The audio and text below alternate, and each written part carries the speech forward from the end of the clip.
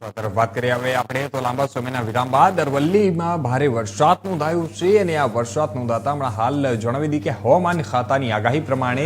અરવલ્લી જિલ્લામાં વરસાદે તોફાની બેટિંગ કરી હતી ત્યારે જિલ્લાના મોડાસા માલપુર ભિલોડા ધનસુરા બાયડ મેઘરજ તાલુકાઓમાં સાર્વત્રિક વરસાદ નોંધાયો છે અને ત્યારે જિલ્લામાં સૌથી વધુ મોડાસામાં 6.5 ઇંચ વરસાદ નોંધાયો હતો અને જ્યારે બાયડ અને ધનસુરામાં 3.5 ઇંચ વરસાદ ખાબક્યો હતો ત્યારે માલપુરમાં 2 ઇંચ વરસાદ નોંધાયો હતો અને ભારે વરસાદના કારણે મોડાસાના નીચાણવાળા વિસ્તારો જે છે ત્યાં પાણી ભરાવાની સમસ્યાઓ પણ સર્જાઈ હતી ત્યારે મેઘરજ રોડ પર આવેલી દ્વારકાપુરી સોસાયટી લવાસા ફ્લેટ અમન પાર્ક સોસાયટીમાં પાણી ભરાયા હતા અને માલપુર રોડ પર કેદારનાથ કલ્યાણ 2 ડીપી રોડ સહિત સોસાયટીઓમાં પાણી ભરાવાની સમસ્યાઓ સર્જાઈ હતી ત્યારે જણાવી દઈએ કે દ્વારકાપુરી સોસાયટી આગળ પાણી ભરાતા વાહન ચાલકો મુશ્કેલીમાં